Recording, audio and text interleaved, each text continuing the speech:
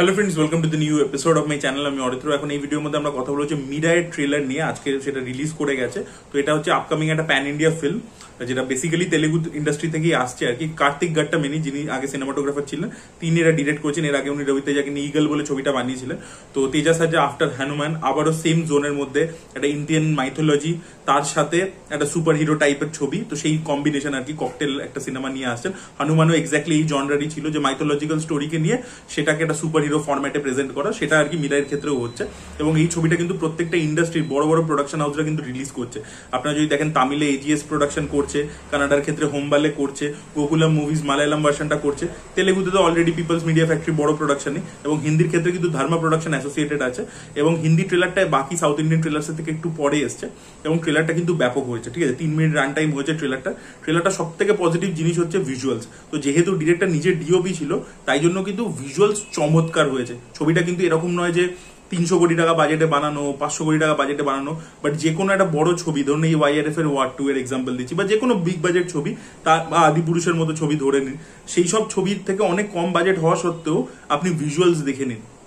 AI ব্যবহার করেছে কিছু কিছু জায়গাতে, বাট সেটা খুব সিমলেস লাগছে। মানে এআইটাকে বুদ্ধি করে প্রয়োগ করা এবং কোথায় কোথায় রিয়েল জিনিসপত্র দেখানো, সেই সবের জিনিসপত্র কম্বিনেশন করে যেরকম ভিজুয়ালস ক্রিয়েট করেছে গোটা ফিল্মে। ট্রেনের মধ্যে আমরা একটা অ্যাকশন দেখতে পাচ্ছি, সেটা থেকে শুরু করে বা যা যা রয়েছে আর কি ভিজুয়ালস, এবং একটা সেই বড় আর কি দেখতে পাচ্ছি, জটায়ুর মতো একটা পাখি দেখতে পাচ্ছি। আমি জটায়ুর কথা এই কারণে বলছি বিকজ রামায়ণের রেফারেন্সও রয়েছে, আমি সেটার মধ্যে পরবর্তীকালে আসছি। তো ভিজুয়ালস খুবই ভালো হয়েছে।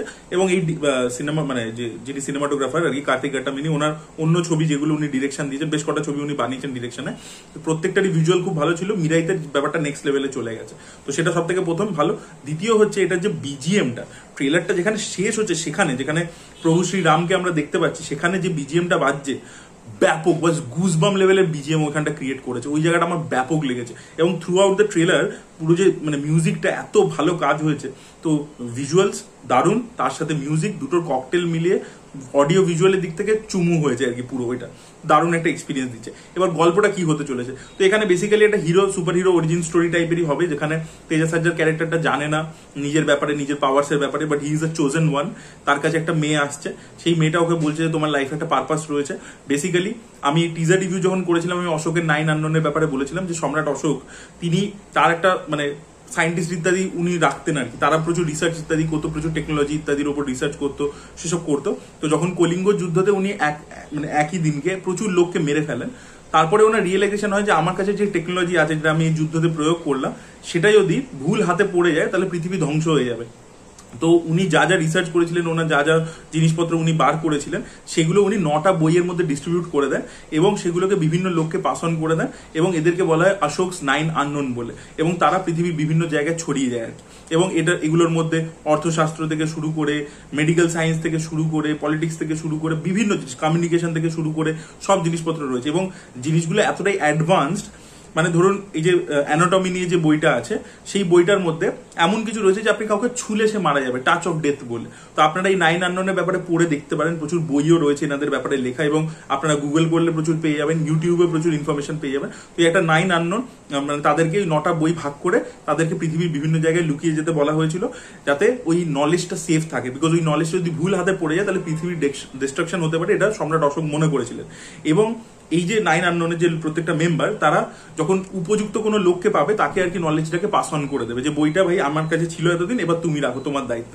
এবং এখন লোকে মনে করে যে এই 9 আননোনের যে সোসাইটি, তারা এখনো রয়েছে পৃথিবীতে, এবং পৃথিবীতে যত বড় বড় ইভেন্ট ঘটছে, সেগুলো প্রত্যেকটা তারাই ঘটাচ্ছে আর কি। তো এইটা আর কি 9 আননোনের গল্প। বাট অশোকের 9 আননোনের গল্প তো রয়েছে, দেখবেন টিজারে একটা কলিঙ্গ যুদ্ধ শটও তারা এআই দিয়ে ক্রিয়েট করে রেখেছিল।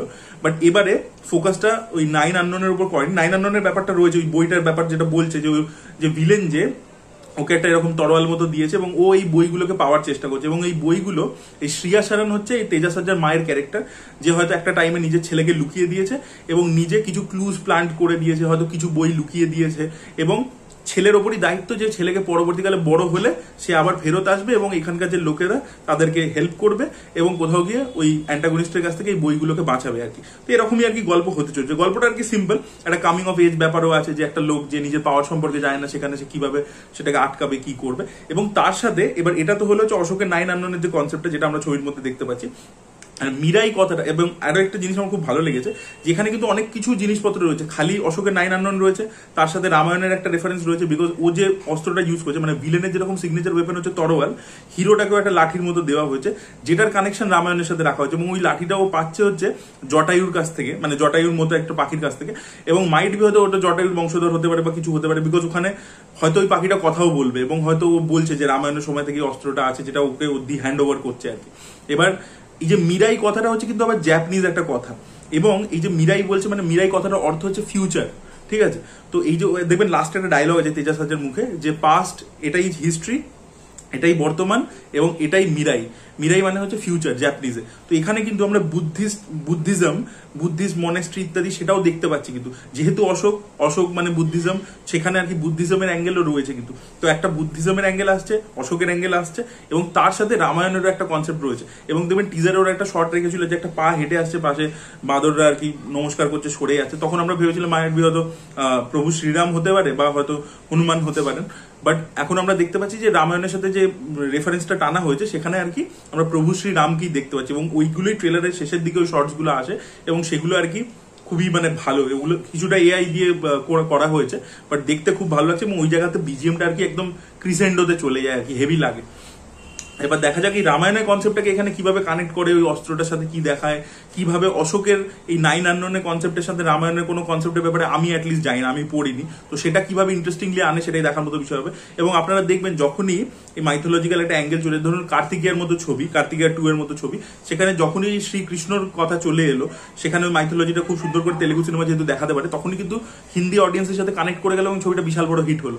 সেটা কিন্তু এই ছবিটার ক্ষেত্রে ওই পোটেনশিয়ালটা আছে, এবং সেটা কারণ জানে বলেই আর কি ছবিটাকে ডিস্ট্রিবিউট করছে। তো গল্পের দিক থেকেও বিজনেস করার পোটেনশিয়াল রয়েছে, এবং ভিজুয়ালি জিনিসটা খুব ভালো লাগছে। এবার দেখার মতো বিষয় যে স্টোরি টেলিংটা কিরকম হয়। এই ডিরেক্টরের প্রবলেম যেটা হয়, এই ডিরেক্টরের আগের ছবিগুলোতে আইডিয়াস খুব ইন্টারেস্টিং থাকে, বাট অ্যাজ আ হোল যে পুরো স্ক্রিন প্লেটা বা পুরো সিনেমাটা ভালো হচ্ছে, সেটা কিন্তু হয় না আর কি। তো দেখা যাক এবারে তিনি কি করেন, বাট ছবিটা থেকে প্রচুর এক্সপেকটেশন রয়েছে। আমার তো ট্রেলারটা ব্যাপক লেগেছে। আপনাদের কি ওপিনিয়ন অবশ্যই কমেন্টে লিখে জানাবেন। এই ভিডিওটা ভালো লেগে থাকলে লাইক করুন, শেয়ার করুন, চ্যানেলটিকে সাবস্ক্রাইব করতে ভুলবেন না। Bye bye.